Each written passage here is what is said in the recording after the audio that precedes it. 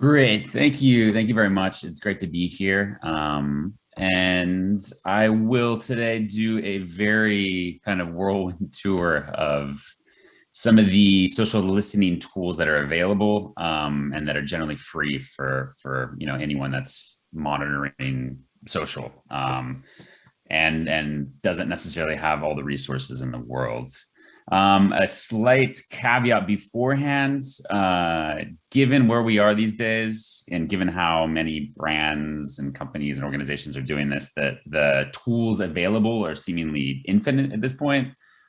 So this is very much like a curated list of things we use at First Draft that might also be very helpful for anyone doing this work. First off, I want to just underline the importance when doing this. Over the last year, having monitored kind of vaccine misinformation, health misinformation, we've pivoted a bit and focused more on narratives as opposed to the individual pieces of content.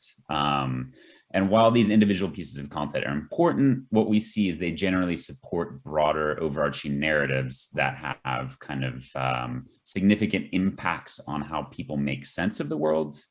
And these narratives are important because they're not easy to debunk, but these are the heuristics that people use to make sense of the kind of environment that we're in. So understanding the narratives also allows us to better create kind of active campaigns to combat misinformation or narratives that are increasing vaccine hesitancy as well. And another important component is the focus on data deficits. So what I mean when I say data deficits is when there is a high demand for information around a particular topic, but credible and reliable information on that topic isn't necessarily available. And where there are data deficits, there are generally almost invariably kind of misinformation, rumors, speculation, all the things we've been dealing with over the last year. So being able to effectively identify these is really important part of monitoring and actively addressing kind of misinformation and rumor.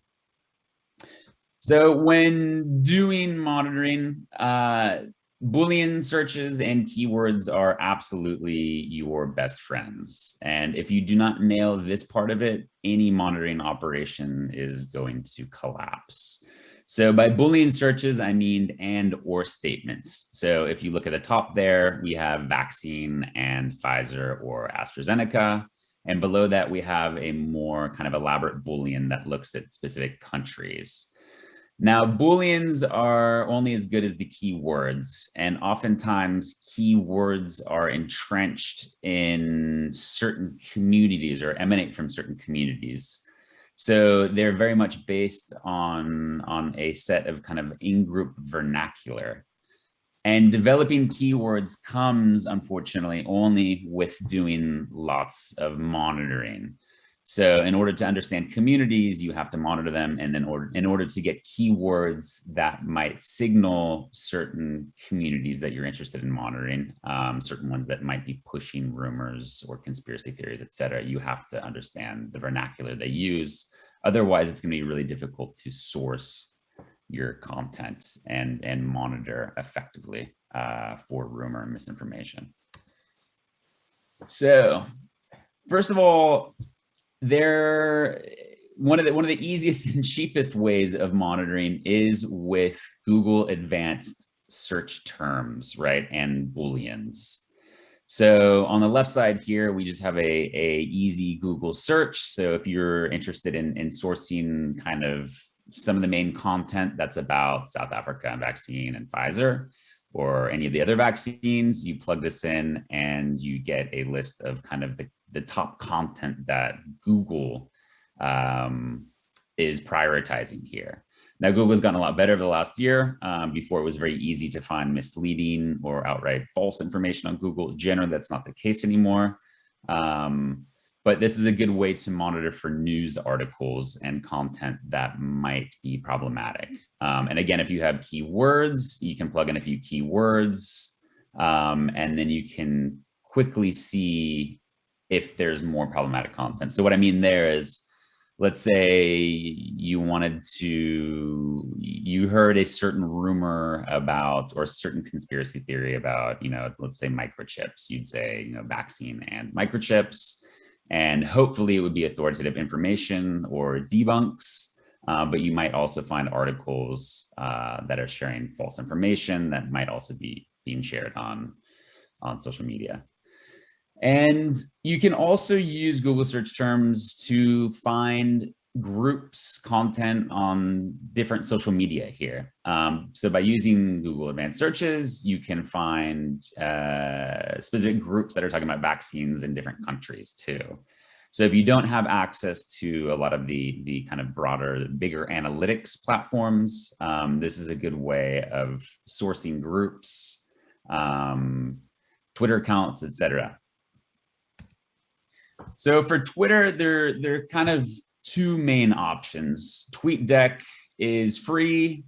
It's very easy to use. And as you can see there, it gives you kind of a multiple column layout, which you can organize using different Booleans, different searches. You can organize it any way you want, but it gives you a live kind of real-time display of tweets that adhere to the searches that you set out there.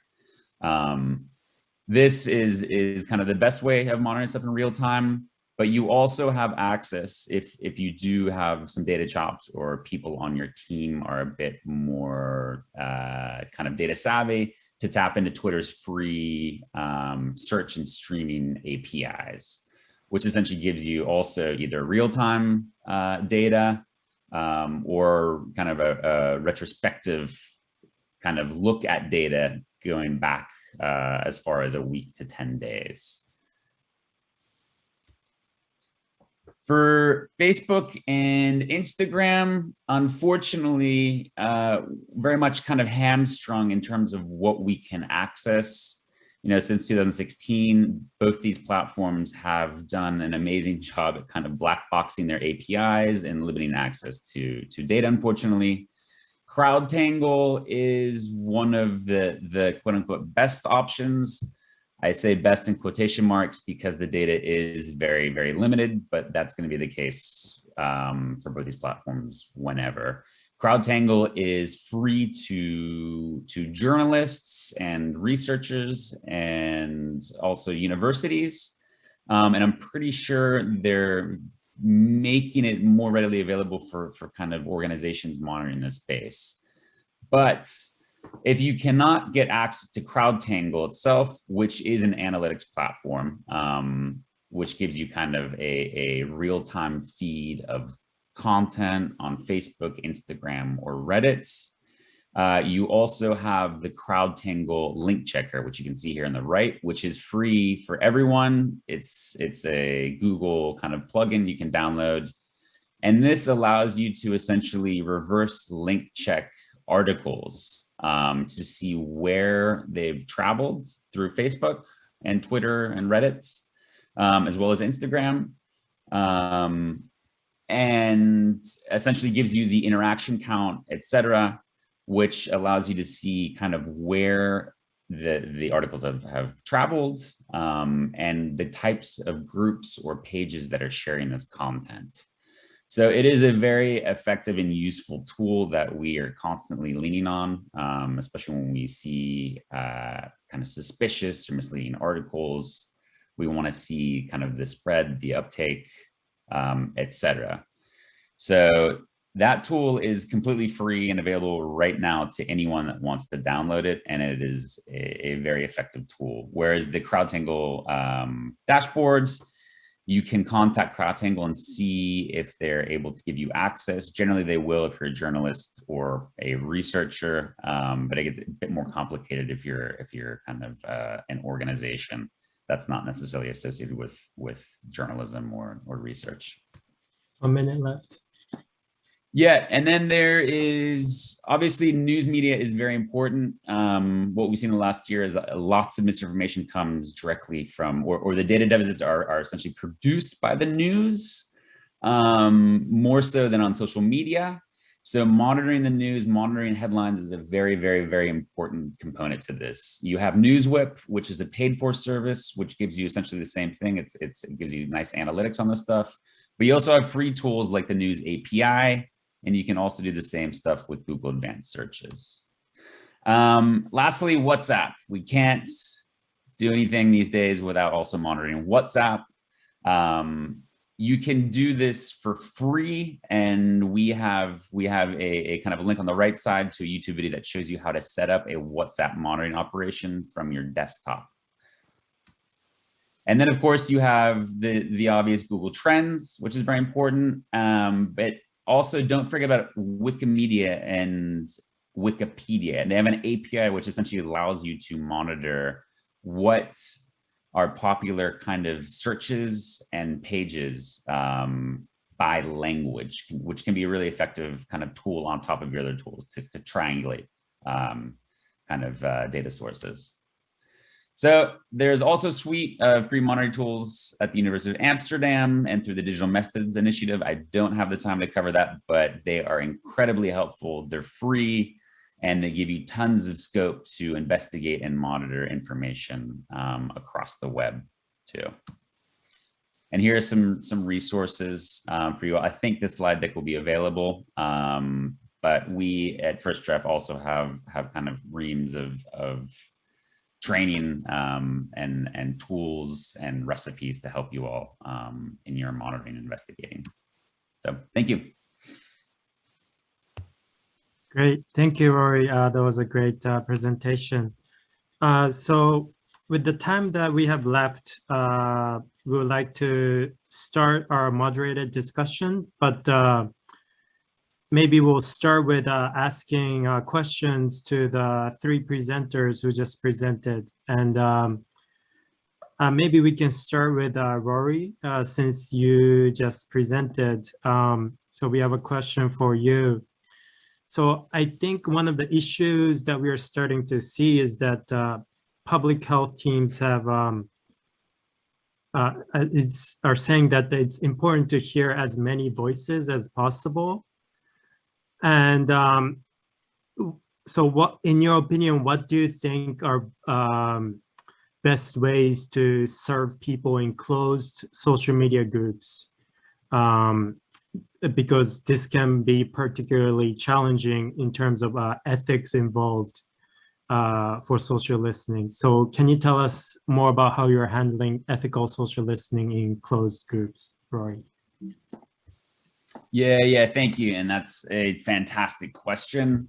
So of course, when it comes to this, because for the type of monitoring that we're doing, which is often around kind of politically extremist groups or just extremist groups in generally, you need to enter closed spaces. And this is specifically, I mean, this is important because with a lot of the deplatforming that's happened this year, people are moving more and more to closed spaces. And we see a lot of people that are spreading kind of vaccine misinformation also moving to this.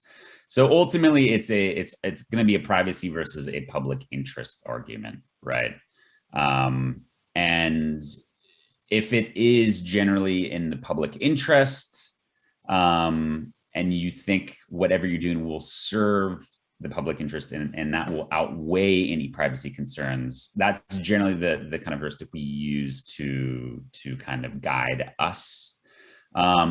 Obviously, there are many questions you have to ask. So when it comes to what we do, it's important to be as transparent as possible. So not to be misleading at all. And we're also very much in just a kind of watch situation. So we do not interact with people when we do monitor these groups. We're there only to watch. And if people do approach us, it's important to be, again, transparent, to say who you are, what you're doing, and why you're doing it. And, you know, inevitably that might result in you getting kicked out, but that's fine, because at the end of the day, we want to be fully transparent. And it's also protecting people's privacy and making sure you're anonymizing everything you do, right? And not revealing or doxing people, because then we're contributing to the same issue that we're kind of fighting back against. Unfortunately, though, with this conversation, it's not cut and dry, right? it is a sliding scale of what is in the public interest, how far you're willing to go with entering these private groups. The most important part about this is that you and your organization are actually having this conversation. No one should be going out and doing this alone without having had discussions and having kind of instituted some policy at your organization about what you can and cannot do. But unfortunately, yeah, the issue we all confront is there are no central guidelines to how you can do this, aside from, for us at least at First Draft, being fully transparent with kind of our intent. And as long as you're doing that, and you think this is in the public interest, and that you have a strong argument that essentially substantiates that, then at least you're checking some of the right boxes when it comes to ethically monitoring. But for those that are interested, we do have an entire kind of module about ethical monitoring, and it's on our website at this link here. And it goes through a lot of the questions that you should be considering with your kind of maybe your manager or your organization, and some of the discussions you should be having. So check that out, as that might be kind of a helpful tool for everyone that's trying to do this type of stuff. Great.